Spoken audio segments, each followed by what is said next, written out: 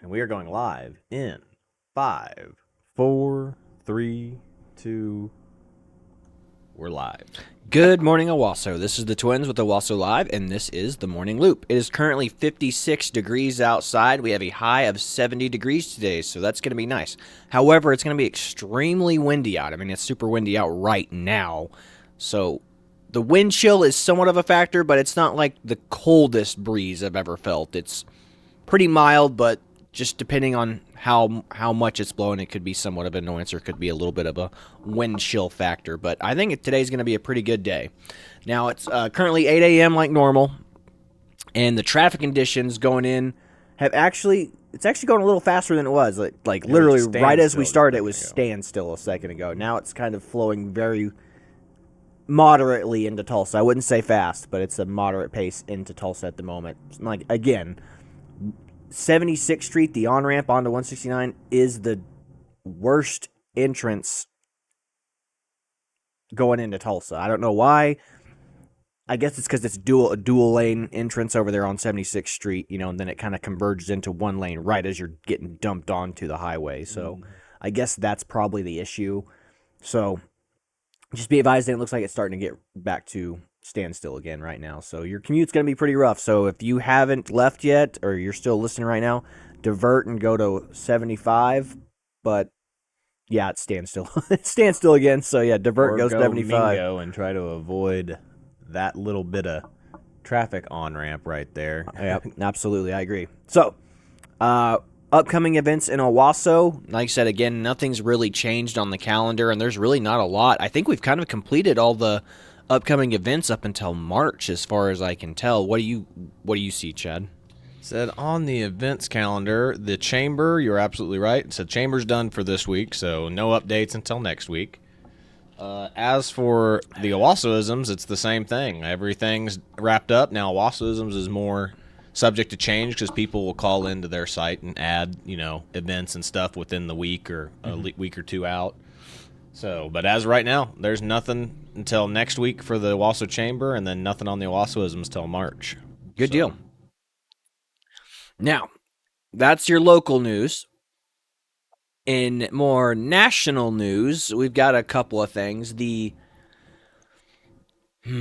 the word I'm looking for? The border budget bill did not get passed, and of course, the Democrats are weaponizing that against the Republicans, saying this is their bill. They won't even pass their own non-bipartisan bill that we all agreed to. And that is not the case. That is not what happened. A bunch of stuff was added and thrown in there that did not need to be in the budget bill. Again, there was about $22 million to $22 billion being sent to Ukraine, and additional millions of dollars being sent to Israel for their border defense, but not our border defense. So the Republicans killed the bill, essentially, but they killed it in a way where they can bring it back to the table. So, because a lot of people are going, betrayal. Somebody didn't sign on to it, but what he did was a strategic move so he could go back and rework the bill and bring it back to the floor once they've reworked it. So, it was actually a smart move by Republicans to do that so we can actually get something passed for the border. But again, I imagine they're going to get stonewalled again as hard as they can by Democrats, or they're going to add a bunch of crap in there that does not need to be in the bill. I mean, it just needs to be solely funds only for the budget, for the border, the southern border of the United States. If it says anything else about funds to a different country, there's no point. And that's what's going on. Those are the dirty games they're playing in Congress right now. So, hopefully they can rework the bill and get it rebrought up and passed, and we can get some funds to not only our troops, but to get this border wall built up and completed. So, God willing, that goes through. In other news, Nikki Haley was running for the caucus or the Republican primary in Nevada. Mm-hmm. And she lost to no one. Now, when I say she lost to no one, none. I don't mean she lost to none. She didn't like. We're not saying that she lost to no one. Like, no one can beat her. We're saying none of the above. Like, it was her. It was none of the above. her name, and that's it. And 70% of the vote went to, I don't want to vote for for any candidate. Yeah, the actual phrase was none of these candidates. Was Yes. the one used. So she lost to none. But what it was is she lost to none of these candidates. Yes. Everyone voted for none of these candidates. Yeah. You had A, B, C. I don't know who C is. C is random other person in Nevada who was put on the caucus. And you have Nikki Haley, and then A is no one. I don't want to vote for any of these candidates. And she lost. She got 30% of the vote, and 70% went to none of the candidates. That is unbelievable. And she's playing it off like it was rigged against her by Trump somehow, which is an interesting strategy. I mean, I guess it's a way to not accept responsibility for your unlikability, but who knows? I guess it's a better way to play it off than losing with humility. Well, it also, to no one. Well, it also comes to the table as well as can our elections be rigged, or can they not be rigged? So she's opening herself up for questions that she might not want to answer. Yeah. She's throwing out mass confusion, mass hysteria. So again, denied. I mean, it's politics 101. Deny. Don't accept responsibility for anything until, I mean, even if you're caught red-handed, deny. Oh, that I was framed to look like this. I was framed to look like the bad guy. That's what she's doing right now. So she looks foolish, but again, I guess she has a really good marketing PR team. She's playing it off as well as she can, but anybody who has a brain or a functioning brain would be like, yeah, she's you lost. She's a loser. You lost. So that's how we feel about that. So Nikki Haley lost to no one in Nevada. Congratulations, Nikki Haley. What else we got? What was the other? Tucker Carlson, Tucker right? Carlson interview, and they're trying to put sanctions on him, and then there's the weird kind of hit list thing. It's not really a hit list, but people on this list have died, so people call it the hit list. It's a very odd. Who put out this? Is it a government thing, or was it EU? Was it the EU that put it out? I said I don't know. Let me look that up. But that's really what's going on with the Tucker Carlson event. So yes, Tucker Carlson is having sanctions put on by the EU, the UN, and I think even some folks in the United States here are trying to put sanctions on him for trying to do an interview with Vladimir Putin. Now, Tucker is an independent journalist now. He's not affiliated with Fox or any news outlet for that matter. It's his own. It's the Tucker Carlson News Network now. So, I don't know if anyone has seen the movie Bridge of Spies, but they recruit this guy that Tom Hanks plays to go and negotiate for the American pilot that got down doing a reconnaissance photo, and he goes over there and negotiates for the release of a student who was being wrongfully imprisoned in East Germany in Russia. So the government relied on an independent, like he has no affiliation with the government. Like the CIA asked him to do it, but he has no direct tie to the CIA. So that was their plausible deniability. They said, go over there and get this kid and negotiate his release. And we give you the ability to negotiate for the release of a Russian spy that we had caught over here. This is a very similar thing. Now, obviously, Tucker probably didn't have permission from the CIA to go do this, but it's still the same principle. He's an independent functioning journalist. He can go over there and interview whoever he wants, and the fact that he was able to get this accomplished is nothing short of a miracle. To be able to interview a world leader who a lot of folks consider a dictator or pseudo dictator who's been in power for basically 20 plus years in Russia. Now, granted, there have been other presidents, but he's always been working in the background. So the fact that Tucker was able to get this accomplished is nothing short of a miracle. So he's going to go over there, interview this guy, and like I said, we can just all watch the interview for ourselves, and you can watch it and say, he's definitely lying. Or maybe you'll get a sense of it and be like, maybe he kind of seems like a truthful dude. Like, you can get that perspective. It's good to be able to hear people speak and see if you are able to pick up on whether or not you believe what they're saying. That's a super important thing to have done. Now, I'm sure there's going to be a lot of people that are like, I believe everything he says. He's a great dude, you know? And I guarantee you there's going to be people who are going to watch it and who already have their minds made to go, don't believe a word he says. But maybe maybe he'll be able to pick out some kernels of truth in what he's saying. Either way, I think it's a very important thing for him to have done. So, the fact that they're putting sanctions on him for essentially doing the right thing and trying to interview probably the most important world leader at the moment right now. But we don't. So Russia is the bad guy, and they're treating Tucker very differently. But Gavin Newsom rolled out the red carpet for Xi Jinping in California when he came to visit. Why? Xi Jinping is arguably a greater threat to the United States than Russia's been. Russia is not really an economic threat to the United States. China is an economic threat to the United States. We're in an economic war with China. It's a far more nuanced, detailed, and more important war, in my opinion, than a hard war. And speaking of what we talked about in the last segment, where we're talking about the Chinese, grower facilities out here. I said, so that's clearly affecting us as Oklahomans more than, probably not more than the rest of the world, but at least we've got issues going on with the Chinese government here in Oklahoma. Absolutely. So China is in my opinion a greater threat to us than Russia is.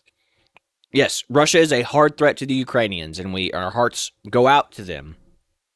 But they're going to have to get it sorted out amongst themselves, because obviously the UN and obviously the other NATO forces aren't willing to put troops on the ground. And we're not wanting to be the ones that engage in this hot conflict either and go to war with Russia. So whatever's happening here, like I said, the more important war front right now is the economic war we're having with China. And the fact that Xi Jinping just walked in to California, spoke with Gavin Newsom, they rolled out the red carpet for him, and nobody said a thing about it. Like, Xi Jinping is a tyrant, a dictator, a communist dictator. And nobody bats an eyelash about it. But Tucker going to interview Vladimir Putin is the end of the world. This is a joke. This is a joke. Tucker Carlson is doing what he thinks is best, and he's a journalist. I mean, he's not going to go over there with the, combat boots on and be like, I'm going to go get this guy myself. No, he's going to interview him. They're going to try to talk it out and get to the truth, or at least attempt to get to the truth, which is super important. Absolutely.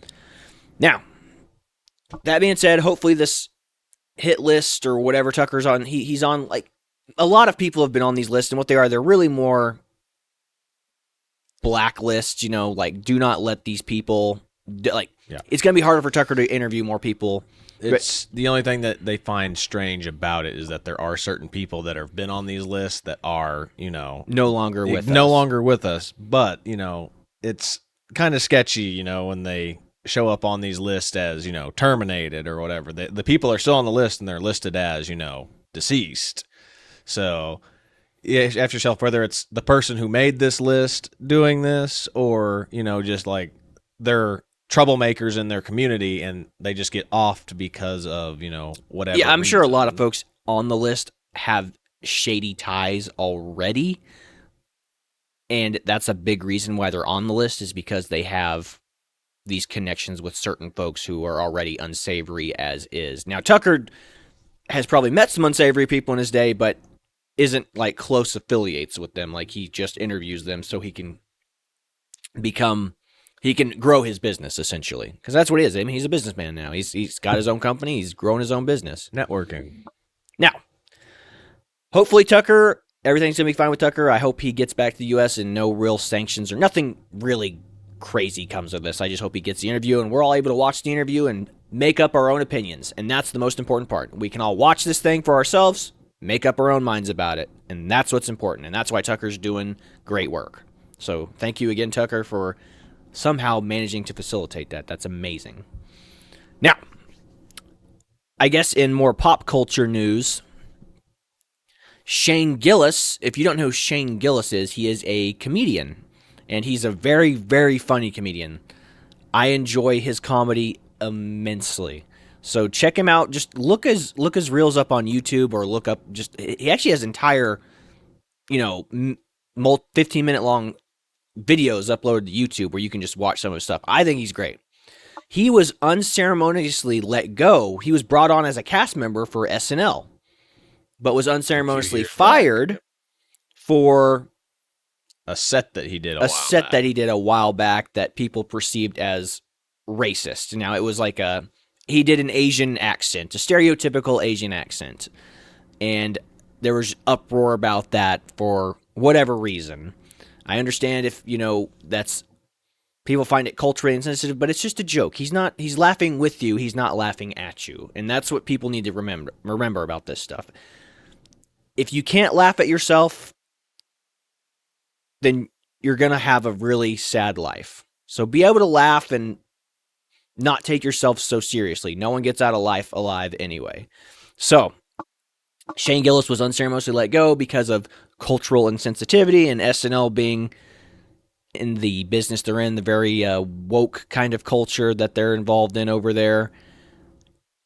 Shane was let go and asked not to be a cast member, which ended up really helping his career because he's exploded in the last couple of years. Like, his comedy and his sketches, like, I guarantee you've probably seen some of his sketches on YouTube. If you haven't, watch the plane crash sketch that he has. So in the sketch he's got going on, he's so the plane's about they're to on crash. They're on a plane. He's sitting on a plane, and the pilot calls over the line, and he goes, we're gonna crash. There's nothing we can do. So, if you want to call your loved ones, now's the time to do it. So you have all these people crying, and they're calling their families and stuff.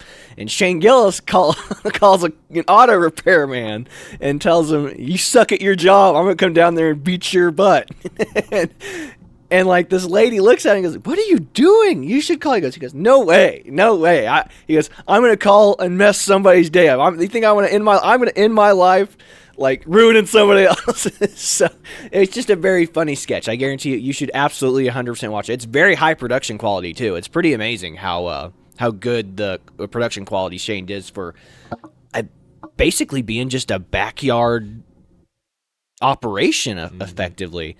So he's very funny, and now he's going to be, to the crux of this point, he's going to be hosting SNL. So went from being fired from SNL to hosting the show now because he's gotten so big.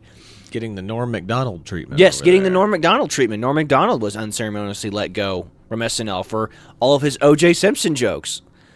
Don Ohlmeyer, one of the producers who was a producer or executive, a money guy behind SNL, said, "Your O.J. Simpson jokes aren't funny, and you're not funny either, so you're fired."